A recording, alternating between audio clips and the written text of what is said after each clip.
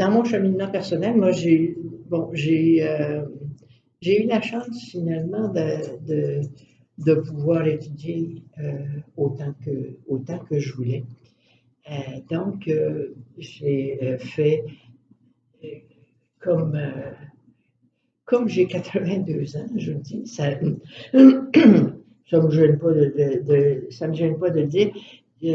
À l'époque où moi j'étais étudiante, ça fait quand même, c'est dans les années 50. Donc, pour le cours classique, déjà, il n'y avait pas, c'était quand même si ça a commencé, il y en a eu au début du 20e siècle, puis que le gros pour les femmes, pour les filles, ça a quand même été dans les années 20-30 que, on a vraiment commencé à développer ce qui était l'éducation supérieure pour, pour les filles. Et moi, vers la fin des années 50, il y avait comme un boom. Euh, euh, Moi, j'ai terminé ce qu'on appelait le baccalauréat. Je l'ai terminé en 58. Puis, dans ces années-là, à partir, je dirais, des années 57, 55, 56, à la mi-50, il a commencé à avoir davantage, là, on a senti que ça a débloqué. Les religieuses, ce qui veut donc dire qu'il y a l'importance des religieuses pour le développement de l'éducation des filles. Ça a été, si on n'avait pas eu les religieuses, j'ai l'impression que ça aurait été encore beaucoup plus lent pour permettre aux filles d'avoir accès à l'éducation de façon générale, puis si on veut aller plus loin, l'éducation supérieure. Euh, je pense que c'est un élément qu'il faut reconnaître. Dans les années 60 et 70, on a vraiment refusé tout ce qui était la période cléricale, très proche de la religion, de dire que ça nous avait limités. Mais je pense que pour l'éducation des filles, même si c'était parfois très conservateur comme attitude et que euh, à la fois on voulait que les femmes soient des bonnes épouses et de bonnes mères, mais en même temps il y avait ce souci qu'elles aient quand même la possibilité d'avoir ce que les garçons, ce qui était l'accès possible pour les garçons. Donc ça, je pense que c'est un élément important. Puis, donc, dans les années, moi, je pense que la fin des années 50 et début des années 60, il y a eu un boom. C'était coûteux, certainement, mais quand même, il y avait quand même beaucoup, les religieuses dans chacune des communautés accordaient des bourses pour les personnes qui n'avaient pas les moyens de pouvoir payer la scolarité, mais qui étaient vraiment pas très élevés. Alors, je suis passée par ce circuit-là, puis ensuite, je suis allée à l'université. Il y avait quelque chose que je voulais dire à ce propos-là. Ça va me prendre un bout de temps là, que de démarrer. Là. C'est parfait comme ça. Alors, pour moi, il y avait, et de par l'éducation que j'avais reçue, ma mère était une femme au foyer, mais l'éducation que j'ai reçue faisait en sorte que pour moi, c'était important que les femmes soient indépendantes et qu'il y ait de l'indépendance financière. Je l'ai senti dès ma jeunesse. Parce que, et c'était clair dans ma tête, et moi, je me suis mariée très jeune, j'avais 21 ans, et pour moi, c'était clair que je ne serais jamais dépendante d'un homme. Donc, ça a axé, si vous voulez, tout mon cheminement qui a suivi et qui a été important pour faire en sorte, on est féministe sans le dire et sans, à ce moment-là, c'est le fait, il y avait pas, j'étais pas au courant des grands, il y avait quand même des femmes, il y avait des écrits sur le féminisme à cette époque-là, dans les années 50. Moi, j'avais suivi Madame Casgrain, je le savais. Et j'avais aussi une grande-tante qui avait, elle, fait beaucoup d'études. Elle était dans la classe de Marie-Gérin-Lajoie, chez les sœurs de la congrégation, donc les premières bachelières. Donc, j'avais ce modèle-là, femme, non pas ma mère, mais cette tante-là qui était un modèle comme quoi on peut étudier. Et cette femme-là, elle a toujours travaillé, elle était journaliste et elle a toujours travaillé, même quand quand elle a eu des enfants. Elle a même travaillé. Donc ça, c'était c'était un peu mon premier modèle, sans que ça soit pleinement conscient. Parce que à ce moment-là, on n'est pas toujours pleinement conscient de ça.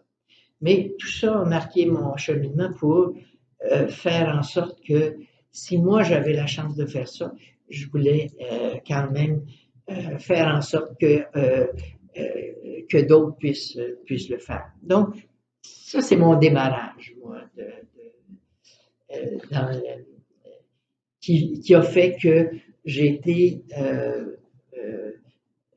que pour moi, c'était important que les femmes fassent leur place dans la société, qu'elles puissent être indépendantes financièrement et qu'elles puissent faire ce qu'elles ont envie de faire pour s'épanouir. Alors ça, je dirais que ça met, si vous voulez, ça met la table. Par la suite, mon implication, je vous dirais que d'abord j'ai fait de l'enseignement. J'ai fait de l'enseignement au début c'était un collège classique et c'était que des garçons. J'étais la seule femme prof à l'externat classique Sainte-Croix. Qui était dans le quartier Hochelaga, c'est le cégep Maisonneuve maintenant. Et donc, ça a été, c'était aussi la confrontation à ce moment-là d'une société qui est encore très fermée, c'était en 63, d'une société qui a du mal à s'ouvrir à ce que les femmes prennent leur place et que c'était un problème pour les curés en particulier, qui étaient les classes Sainte-Croix qui dirigeaient ce collège-là, à tel point que il y avait une poussée cependant pour que les filles qu'il y ait une mixité. Il y avait d'autres collèges classiques de filles qui avaient commencé à intégrer les garçons, que ça devienne des institutions mixtes. Et à Sainte-Croix, ils ont fait un comité pour dire, est-ce qu'on accepte des filles? Est-ce que c'est possible que des filles puissent étudier en même temps que les garçons? Qu'est-ce qui va se passer? Alors ils m'ont quand même me demandé d'être dans ce comité-là. Alors, les réflexions à ce moment-là, à la fois, surtout des curés, mais aussi de certains profs masculins séculiers, c'était de dire l'intelligence des filles n'est pas la même que l'intelligence des garçons. Comment est-ce qu'on va faire comme enseignant pour pouvoir enseigner aux deux en même temps? Moi, ça a été un choc incroyable. Et là, pour moi, ma veine féministe, mais consciente, elle s'est davantage développée.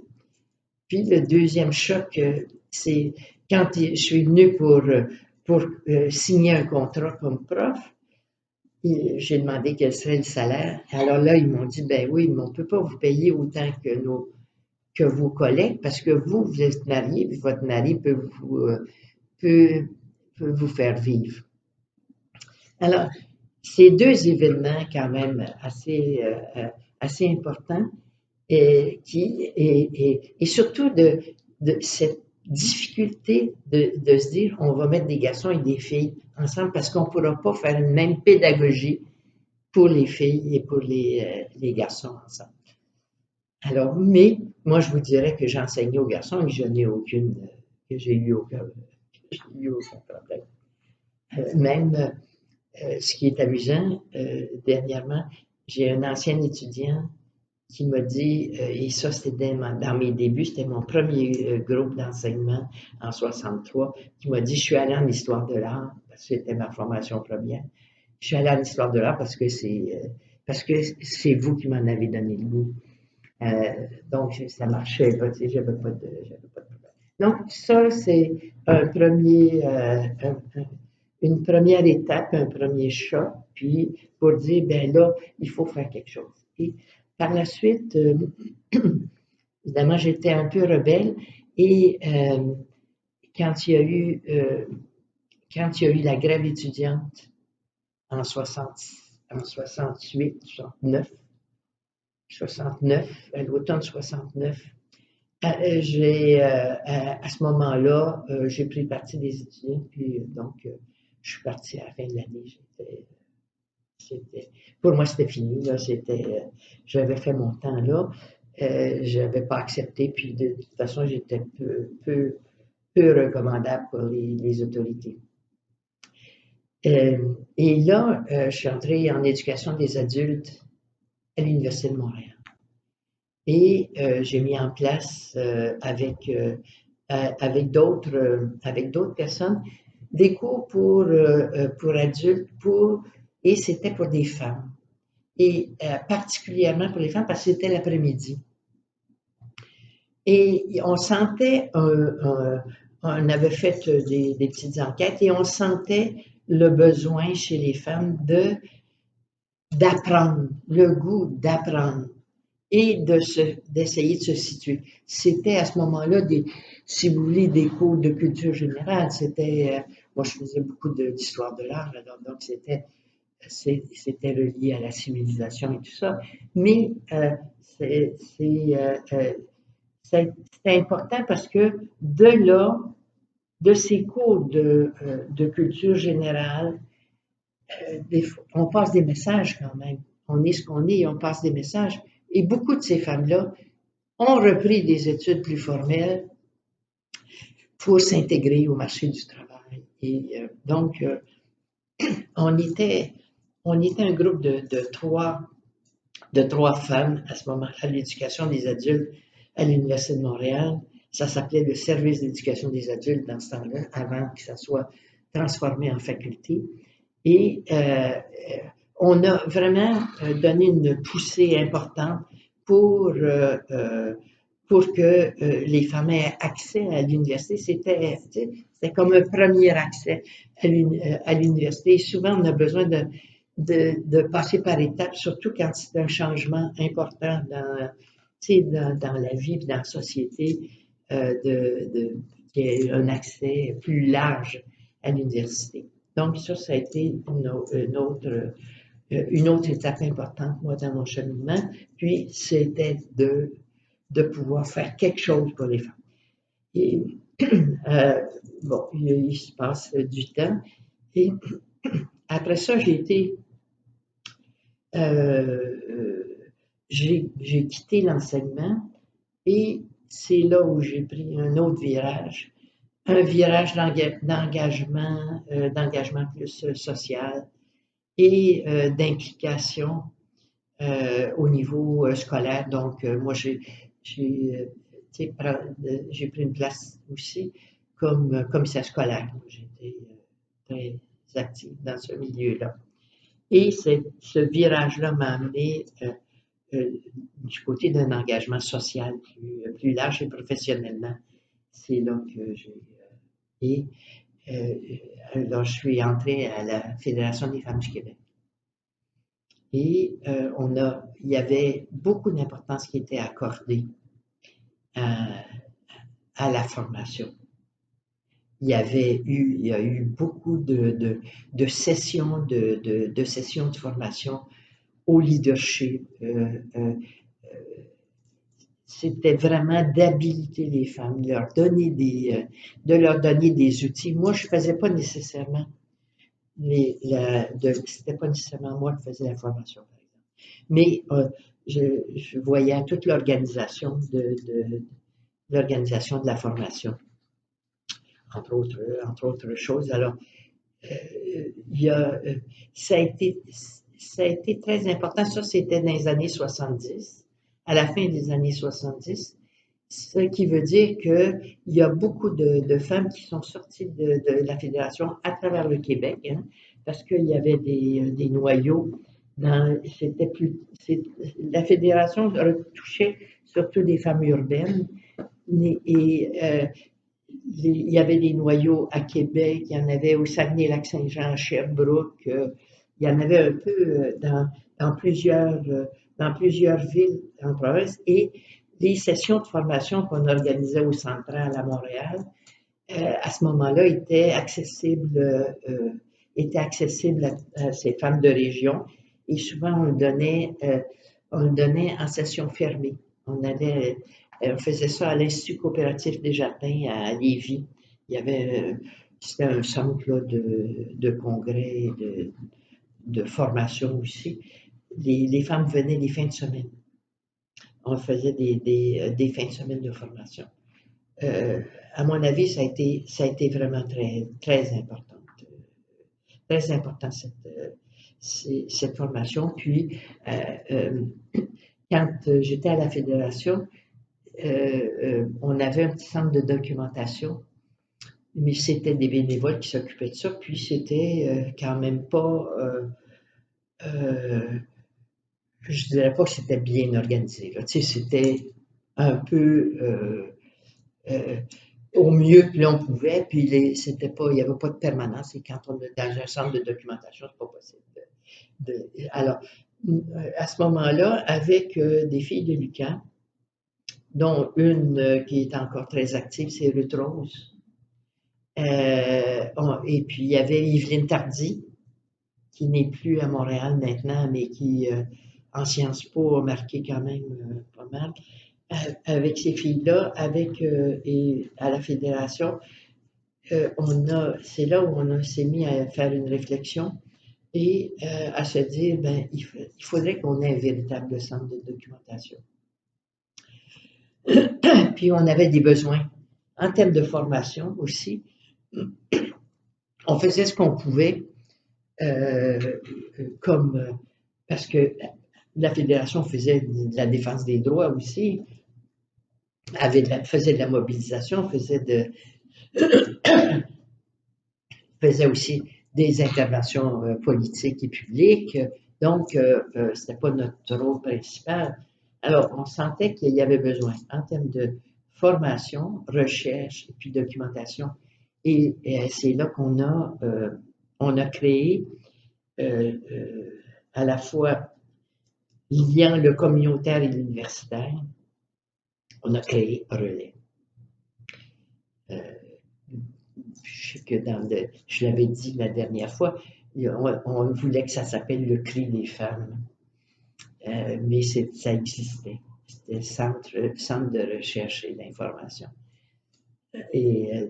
pour les femmes. Alors, bon, c'est anecdotique, c'est purement anecdotique, mais pour nous, là, c'était significatif, tu sais, c'était symbolique d'appeler ça le cri des femmes.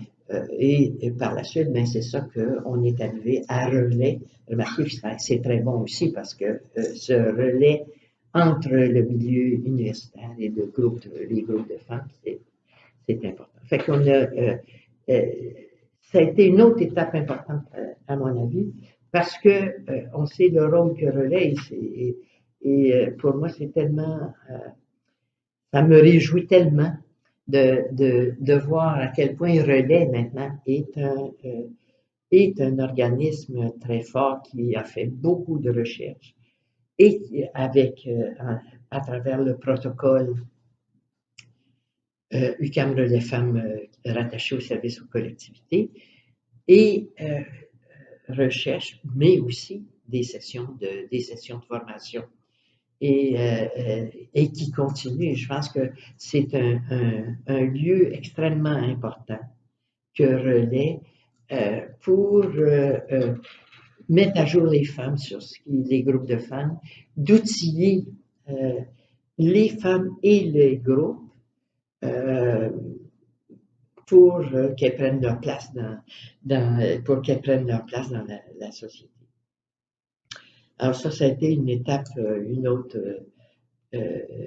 pour moi, quelque chose, là, si on veut parler de quelque chose que j'ai fait je vous donne des étapes où j'ai pu intervenir et faire,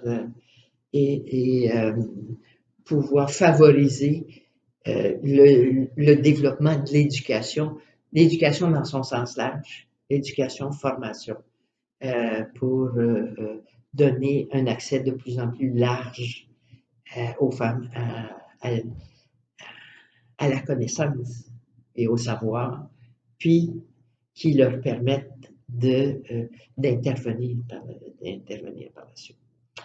Fait que c'est ça c'est Relais par c'est ça. Par la suite, ben c'est ça, j'ai continué en éducation des adultes, avec toujours la préoccupation que qu'il y a quelque chose qui soit plus particulier pour qu'on tienne compte de la réalité des femmes. Parce que je suis passé à l'ICEA à quelques reprises. Tout autant au CA que à la direction de l'ICEA pour poursuivre cet intérêt-là général, mais aussi pour les femmes.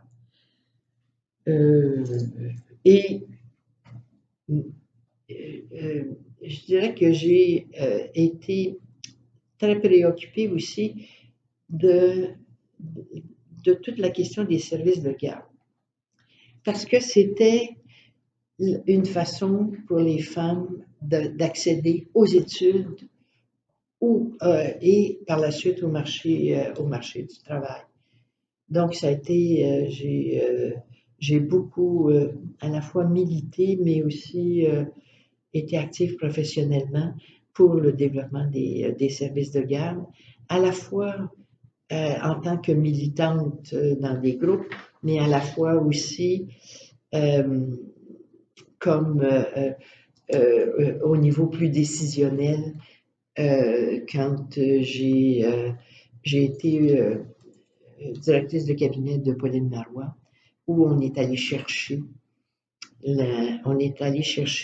tout ce qui concernait les services de garde, et c'est là qu'il y a eu le démarrage, qu'on a fait la poussée la plus grande. Il y avait eu des premières étapes avec le Parti libéral qui avait mis un peu d'argent, mais là, la vraie poussée, et qui a abouti finalement en 97 à l'établissement des CPE.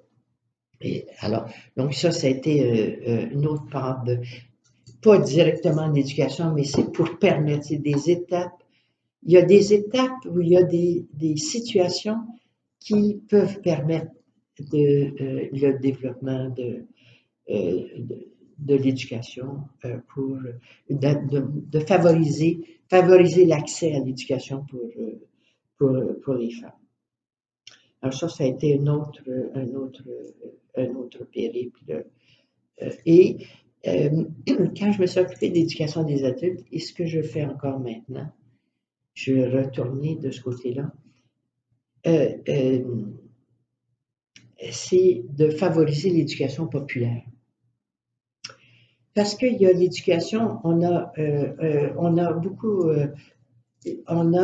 mis en place beaucoup de choses pour permettre l'éducation formelle. Et c'est majeur.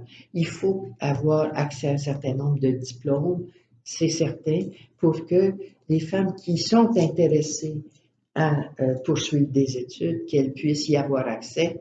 Donc, je pense qu'on a fait un cheminement important. Il y a encore des difficultés, mais je dirais que c'est plus la condition de vie des femmes que le véritable accès. Tu sais, on voit moins de femmes qui ont accès, qui vont aller maîtrise, doctorat, on va diminuer le nombre des femmes. Peut-être que ces années-ci, ça augmente, que ça, et je le souhaite, mais je suis moins au fait. Mais je pense que l'accès comme tel, il est possible si on met en place les conditions nécessaires pour que les femmes puissent accéder à tous les niveaux d'éducation supérieure. Mais il reste qu'il y a un autre niveau, c'est celui de l'éducation à travers l'éducation populaire.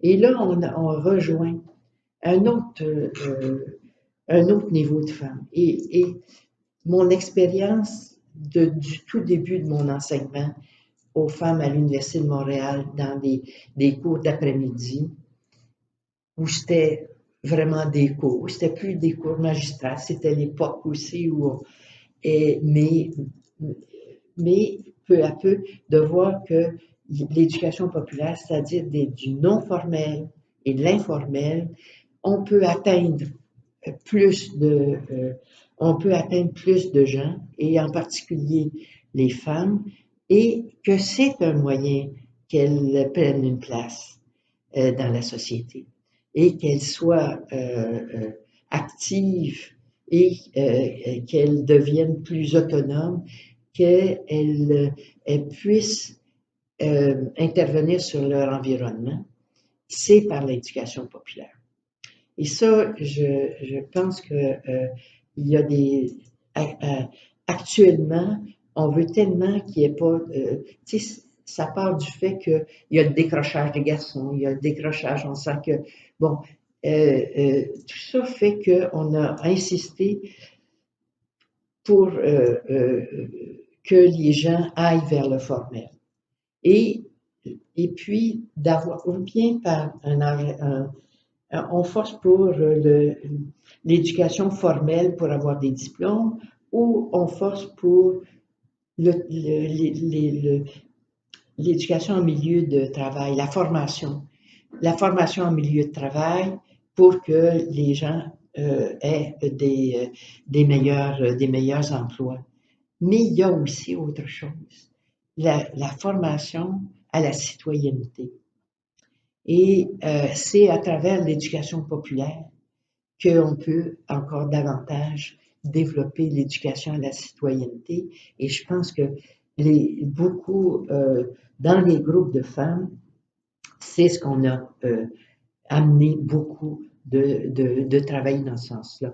On ne parle pas toujours on va faire de l'éducation populaire, c'est pas ça, mais la volonté, c'est d'outiller toujours mieux les femmes pour qu'elles puissent intervenir sur leur milieu et le modeler à leur façon. Et c'est pas pour rien que l'ADS puis l'ADS+, s'est développé aussi. C'est issu de tout ce travail des groupes de femmes pour te dire que partout, que ce soit dans les lois, dans les budgets, et il est nécessaire qu'on tienne compte de la réalité des femmes. Et c'est comme ça que l'ADS est né, que partout on puisse tenir compte de la réalité et des besoins spécifiques aux femmes. Je ne sais pas c'est quoi l'ADS. L'ADS? Ah non? Bon. Alors, l'ADS, là, c'est les choses du cycle, il ne me vient pas là, spontanément. C'est, par exemple, quand on fait un budget, qu'on tienne compte, par exemple, je vais vous dire, dans les loisirs. Les loisirs des gars et des filles, c'est pas nécessairement la même chose. Alors, est-ce qu'on va tenir compte que dans un parc, on a besoin d'avoir des lieux pour où, mettons, les mères se promènent tout autant qu'il y a des terrains de foot, que dans par exemple, dans l'itinérance, dans le développement social, que dans l'itinérance, la réalité des femmes itinérantes n'est pas la même que celle que celle des gars. C'est toujours que quand on établit un programme, qu'on tienne compte de cette réalité-là. Et ça, c'est l'analyse. Oui, l'analyse différenciée selon les sexes. Ok, c'est pas besoin de famille. C'est ça. Là, moi, c'est toujours ADS. Et maintenant, on ajoute le ADS+, parce que c'est l'intersectionnalité. Parce qu'il y a des dimensions, même chez les femmes, il y a des femmes racisées, il y a des femmes selon les orientations et tout ça. Alors, mais tout ça, c'est né, tout ça, c'est né c'est né des groupes de femmes. Et je pense que c'est toujours important, et c'est à travers tout ce cheminement-là, qui est un cheminement éducatif. Pour moi, quand je vois les groupes de femmes et l'évolution des groupes de femmes, ça a été, si je regarde par exemple, si on part même très loin, vous partez avec le programme des années 45, de 1945, il y avait quelques groupes, entre autres la Fédération nationale la Fédération nationale Saint-Jean-Baptiste. Là, j'ai apporté des petits papiers là-dessus. Mais la Fédération nationale Saint-Jean-Baptiste, qui était très catholique et vraiment attachée, il y avait un curé là, qui était associé, leur conseiller, puis tout ça. Mais il y avait cette volonté de formation des femmes. Ça a commencé très tôt.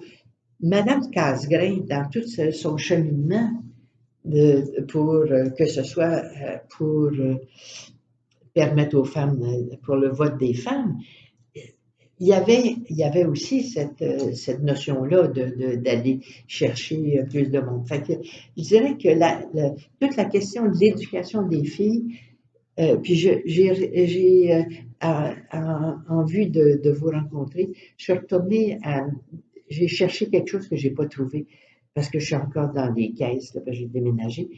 Mais dans certains livres il y a le livre de Micheline Dumont puis de Louise Toupin. Tu sais, je sais pas si vous l'avez vu, celui-là, c'est... J'en ai quelques-uns de Micheline, mais je m'en rappelle plus. Celui-là, c'est l'évolution, je pense, l'évolution du féminisme au Québec. Et il y a des chapitres sur l'éducation, le droit des femmes, il y a toutes sortes de choses. Puis je retournais à ça, puis je voyais, il y a toujours, il y a eu, là, dès le début du 20e siècle, il y a eu des femmes qui se sont regroupées et toujours pourquoi les femmes se sont regroupées. Souvent, c'était en vertu de développer l'éducation des filles. Il y avait des associations de travailleurs aussi. Tout le travail qui a été fait par Madeleine Parent et puis Léa Robert, le collège des travailleurs où les filles, il y a eu à la FTQ. Alors, il y a toujours, je dirais que on a l'impression que c'est très récent, mais ma réflexion aussi m'a amené de voir il y a toujours eu. Ça a été des femmes bourgeoises au départ. Bien sûr, parce que elles avaient quand même la possibilité, elles avaient parfois, surtout quand c'était des femmes qui avaient une certaine sensibilité, qui avaient elle pouvait, alors, elle pouvait apporter quelque chose. Alors, c'était empreint de l'attitude judéo-chrétienne, c'est certain, mais il y avait quand même une volonté que les filles aient plus de place. Bien sûr comme mère et comme bonne chrétienne et tout ça, mais il y avait un souci d'éducation. Je me souviens qu'il y avait avec la Fédération nationale qui a commencé en 1918, puis qui est allé jusque dans la fin des années 50. Il donnait, par exemple, dans les années de la guerre, parce que ça, je l'ai entendu, ma fameuse grande-tante, elle était beaucoup engagée socialement, et puis il y avait, vous savez, les habitations Jeanne Mance. Alors, elle avait organisé des cours de couture alors, c'était de l'éducation populaire. C'est de permettre aux femmes, et ça, c'est dans les années 40. Et si on se reporte un peu plus tard avec les comités de citoyens, il y avait toujours dans les comités de citoyens, il y avait beaucoup de femmes qui ont milité dans les comités. Il n'y avait pas la tête, il n'était pas ceux qui étaient en avant-plan, puis qu'il n'y avait pas. Mais je me souviens que Simone Chartrand, elle était à Saint-Henri, elle faisait de la formation au niveau alimentaire pour que des femmes de milieux extrêmement défavorisés qu'elles aient une alimentation saine et à des prix, puis de savoir utiliser quels aliments utiliser. Donc, c'est pour ça que je trouve que moi, j'aime bien le voir. Puis la ligne de temps est intéressante par rapport à ça.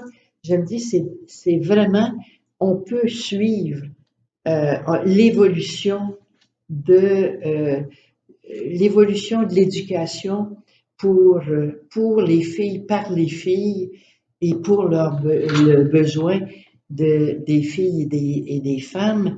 On peut le poursuivre depuis même presque le début du siècle, dans des façons différentes,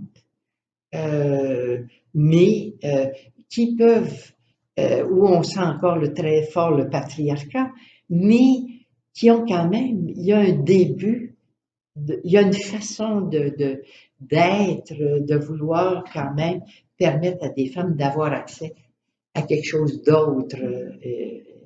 Alors, moi, je trouve que c'est peut-être un élément dans vos analyses, là, quelque chose, en tout cas, c'est très,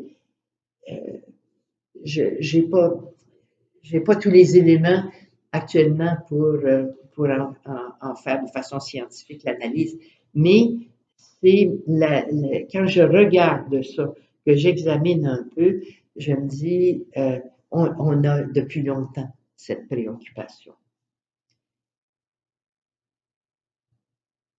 Bon. Est-ce que c'est réglé, à votre avis? Qu'on a dit depuis longtemps, est-ce que c'est encore légitime? C'est encore tout à fait légitime et on n'est pas rendu. On n'est pas,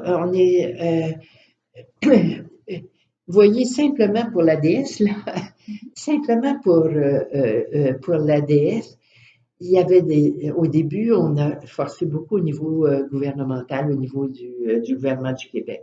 Il y a eu une poussée, mais il y a une résistance énorme à l'implantation. Ça avait commencé aussi à la Ville de Montréal parce que moi, j'étais au Conseil des Montréalaises et puis à un moment donné, on a fait des offensives importantes pour l'implantation de l'ADS dans les programmes à la ville de Montréal. Il y a eu des acquis, quelques acquis, mais vraiment, c'est difficile. Donc, on s'aperçoit que aussi, si je regarde, mais là, c'est pour ça que je vous disais tout à l'heure, mais j'ai l'impression qu'encore maintenant, au doctorat, pour monter jusqu'au doctorat, qu'il y a des filles qui seraient peut-être intéressées, mais finalement, les conditions de vie qu'elles ont soit qu'elles ont des responsabilités de différentes natures, font qu'elles vont pas jusqu'au bout. Donc, ça veut dire qu'il y a encore du travail à faire pour que toutes celles qui ont envie puissent y accéder. Alors, c'est en ce sens-là, je trouve que on a du chemin à faire encore. Puis au niveau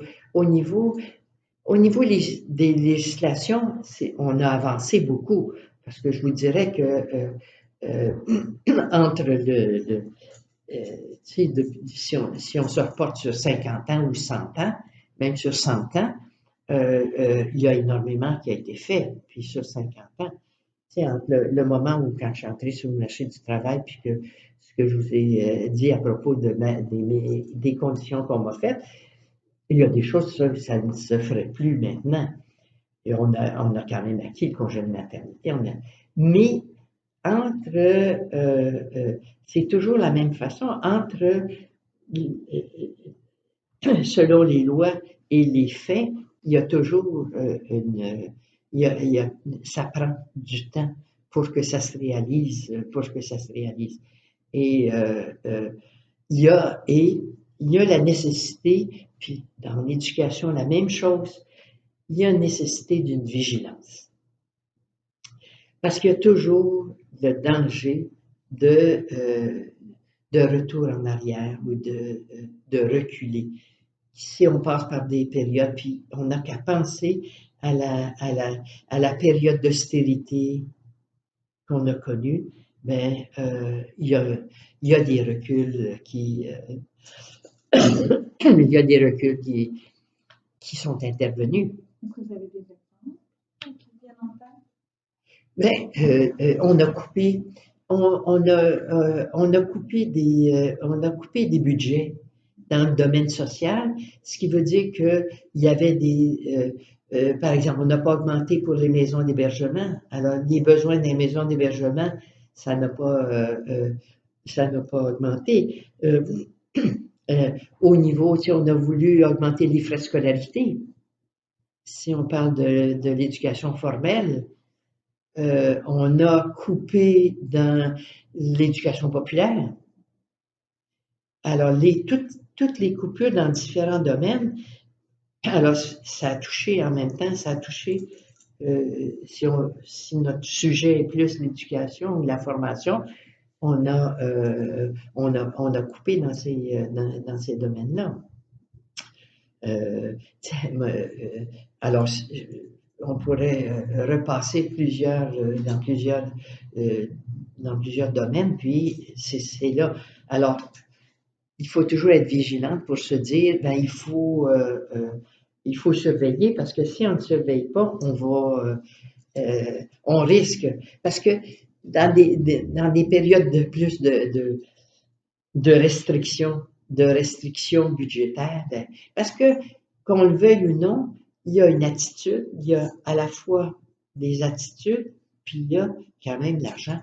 Ça demande des sous aussi. On peut, même si c'est souvent avec peu de choses, avec peu d'argent, parfois on peut faire beaucoup, mais il reste qu'il en faut quand même. Et quand tu as un recul au niveau de l'argent, mais tu as un recul au niveau des attitudes aussi.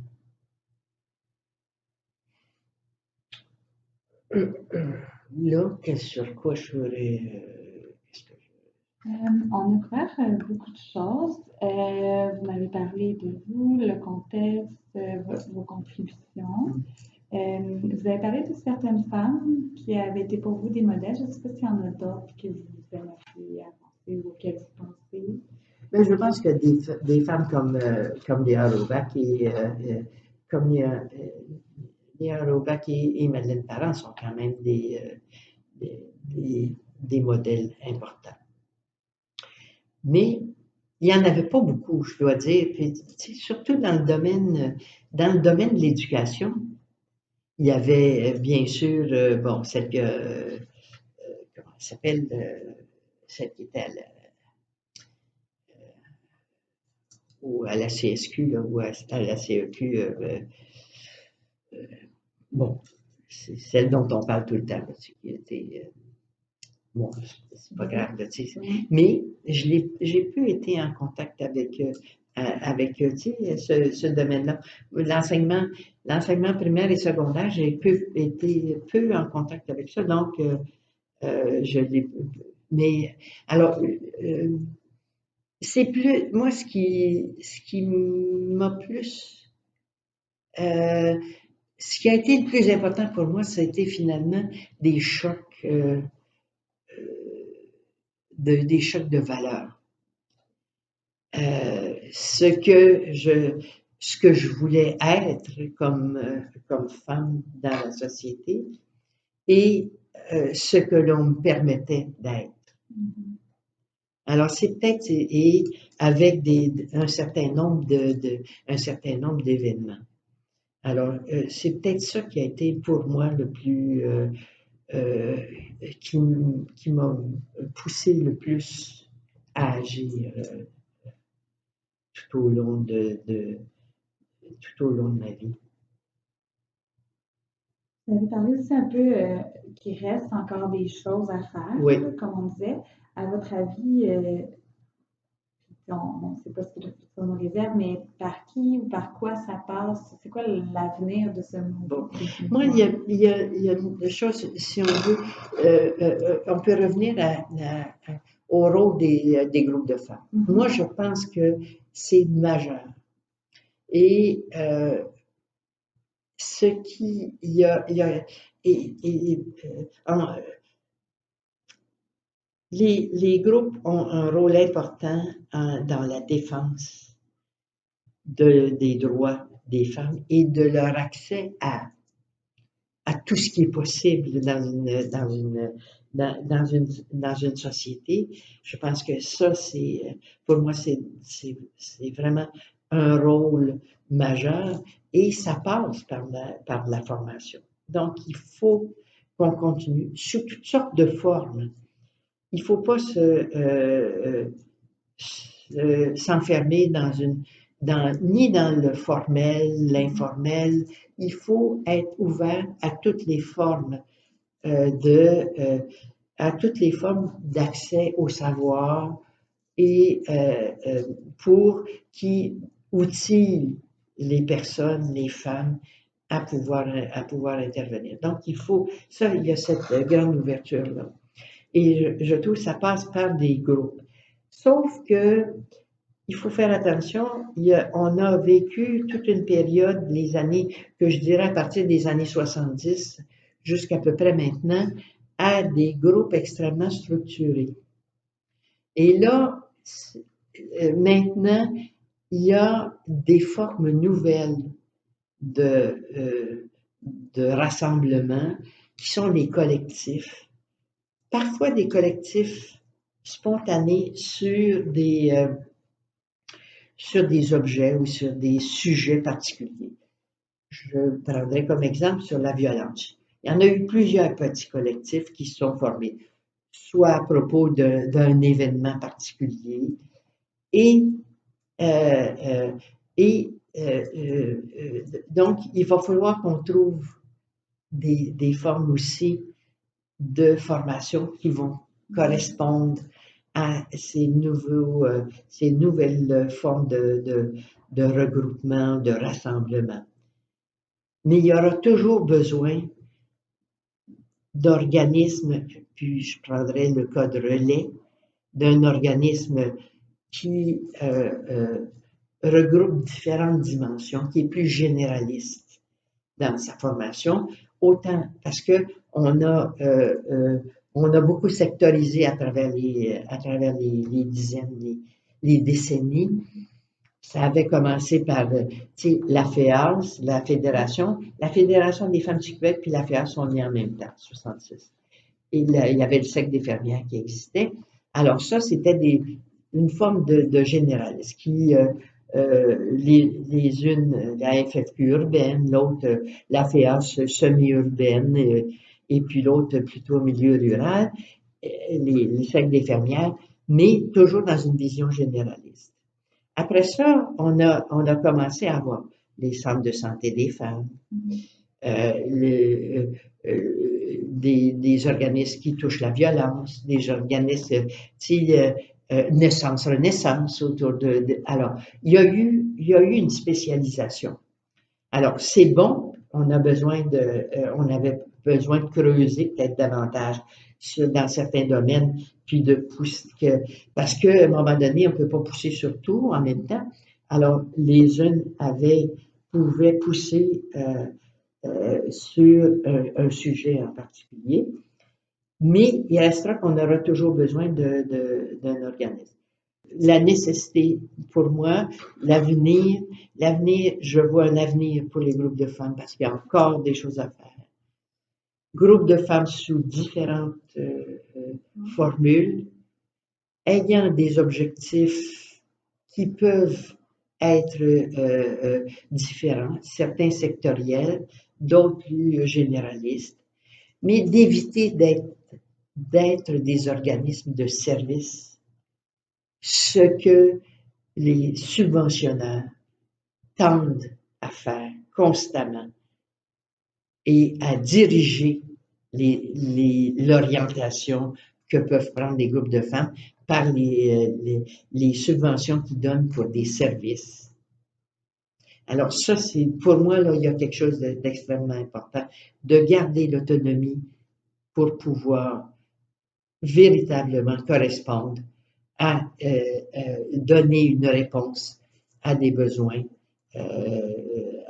des femmes en termes d'éducation, de formation, puis d'intervention.